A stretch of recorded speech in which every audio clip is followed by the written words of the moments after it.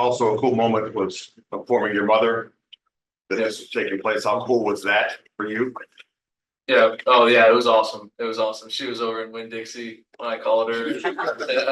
People were looking at her all crazy. Like, she was excited. She was crying a little bit, and they're walking by like, what's going on with this girl? But no, it was awesome.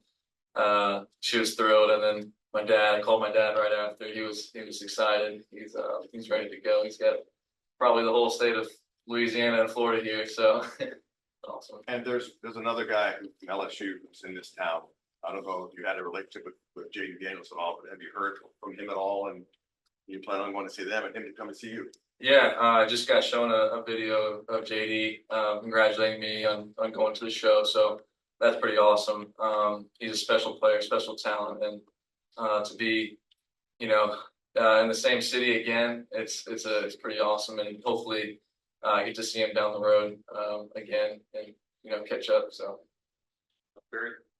There's from Washington Post. From when you got drafted, I remember you saying, this place has been built into a winner before. How much have you paid attention to the pieces that are in place, what potential you guys have, what this thing becomes as a team a couple of years? Yeah, I think we got a great group of guys in this organization right now. You've seen it in our minor league system. From AA to low A, high A to AAA. It's just we're always winning, trying to get better every single day. And I think we got a great core moving up together. We got House coming up. We got Pinckney coming up, Hassel. So you have a great core moving up together, and we're all familiar with our game. Been playing with each other even before professional baseball. So it's pretty special. I think in the next year or two, we'll be pretty good. A lot better. Darren Schultz, this West too. Dylan, you had a little bit of a drive to get down here. Plenty of time to think about, your family being up here, Jay coming up to see you. What were you thinking about as you came in? Honestly, I was just clear-minded. Honestly, I think it really hit me when I first walked in here today. But yeah, I had a little bit of a drive, had to go. I think 2 or 3 hours from Lehigh Valley. It's back to Rochester, pack everything up, and then drive 6 hours here. But I got a wonderful girlfriend who drove a little bit, and so yeah, it was a pretty nice drive. But like I said, it kind of just makes you think about all the sacrifices and time spent into this game, and it's all paying off now. I know your Lake Mary team won the World Series yesterday. What do you think about those little leagues? Oh, it's awesome. That's where it all started right there. It's like I said, it's coming like a little circle coming around.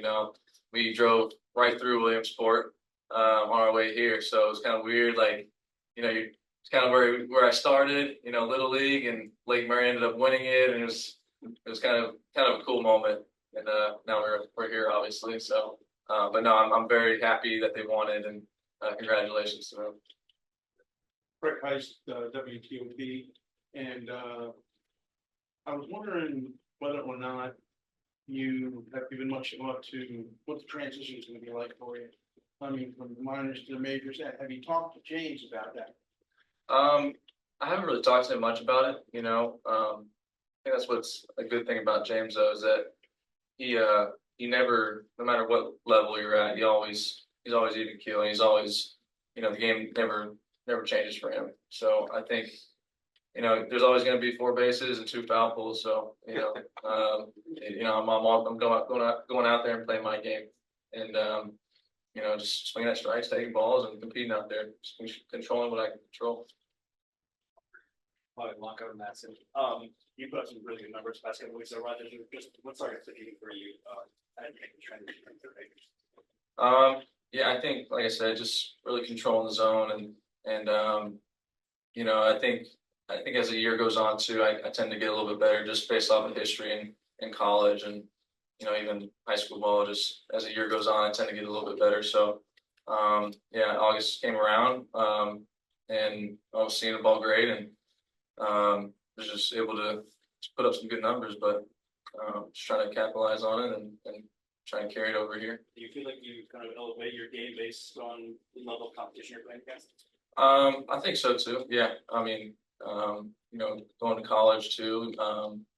playing the SEC and everything, going to the College World Series, you kind of have to step up your game a little bit and see what you're made of. And I think I did a pretty good job of that. So we'll see how it goes here. Hey, Dylan, do you know if I we're gonna be seeing something? We spoke while in spring training a couple months ago. You said that there's no pressure being the number 2 overall pick. Wanted to know if that stance still holds true, and also what kind of preparations or what kind of things have changed since you heard the news today. Yeah, I mean, there's no pressure at all. I think pressure is a privilege. You take it how you see it, and I'm gonna go out there and play my game.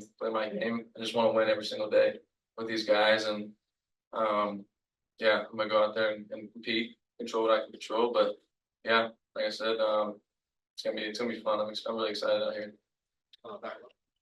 Derek Forrest, DC News Now. You're wearing the Nats hat on right now. You're going to get a chance to put on the uniform. What do you think that's going to be like for the first time?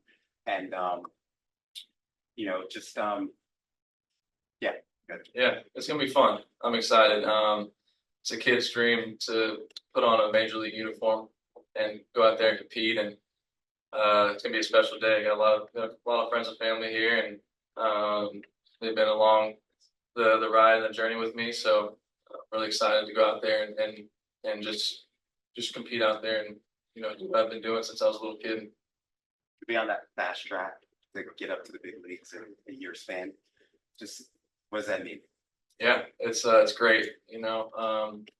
Never let any moment get bigger than what it is. Just trying to go out there and compete and play every single day. Like every game's the same. So nothing changes today. It's it's gonna be a special day, but gotta go out there and compete and play the game I was playing. David Olden, yeah, athletic. Dylan, I just wonder how you, over the last year, separated the day-to-day bat to like bat success, failure, with understanding there's a bigger picture here, and I know that these are going to converge at some point, where I'm going to wind up getting where I want to be. Yeah, obviously, in pro ball, you're playing every single day. You're playing 6 days a week. But what I've learned how to do is just kind of try and just do one thing positive every day. Not trying to do everything all in one day. So at the end of the year, you look up and you got, your average is this. You got an X amount of home runs. You got your RBIs. Not just trying to do everything in one day. Just trying to do one thing positive every day and just kind of keep your head above water. So, but yeah, it's been good. I think that's been a good plan for me, and just kind of keeps me consistent and keeps me in the conversation. So, And how did right field feel for you? feels great. Yeah, played right field in college my freshman year. Pretty easy transition. I think going from center to right is a fairly easy transition. So we'll see how it is and get some work out there early in practice and be good. Dave first. Dave Lacks, USA Today. Dylan, what's it been like watching Paul's exploits over in Pittsburgh, and would you have your endorsement for NL Rookie of the Year this week? Yeah, Paul's a great player. Definitely deserves everything. One of the hardest workers I've ever seen. So, yeah, I mean, you could flip a coin with Merrill and Paul. So, but they're both very special talents, and he's just a great pitcher. In my eyes, he's generational. So he's doing really well for himself. Toby Altizer, 106.7 fan. You talked about some pillars, and there's a couple pillars already in the clubhouse. And CJ and James, well, they're more on the quiet side. You seem to be more outgoing. How do you think your leadership style is going to fit in with those guys? I think it'll be good.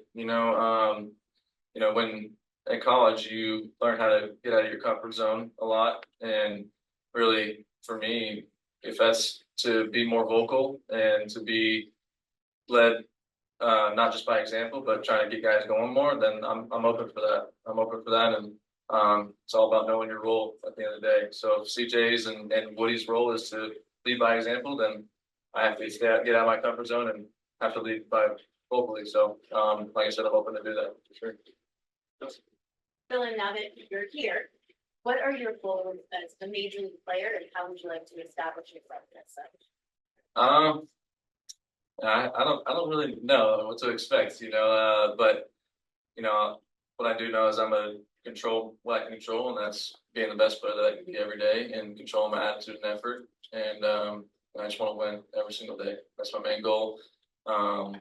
Just to go out there and win. Try and if that's to lay a bunt down, I'm gonna lay a bunt down and try and get the guys over to get the next guy up to knock those guys in. So I'm doing whatever I got to do to win every single day.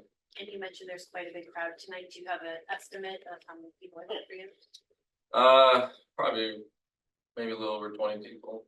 Just friends and family from all over Florida, Louisiana. So it's gonna be fun. I'm excited. Little Mark.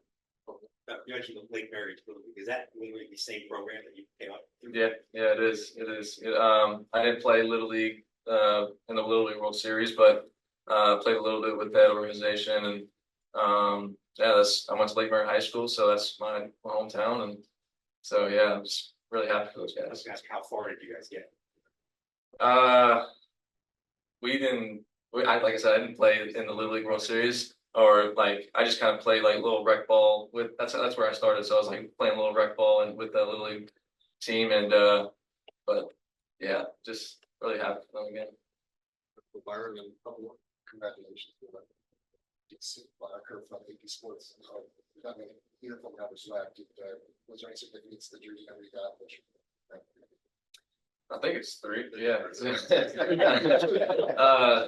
Yeah. I mean, it's it's kind of got a little bit of a, it's still hard to me. I had it in college and kind of got a little superstition going.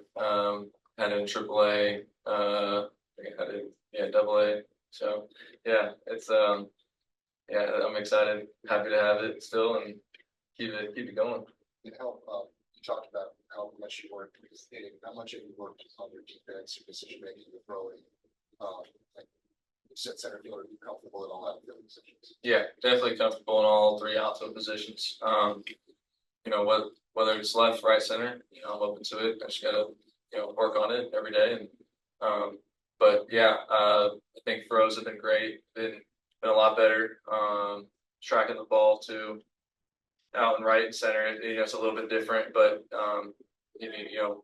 learn to adjust. This game's obviously a game of adjustment, so going out there and adjust. But yeah, I feel like overall my game is definitely where it needs to be right now.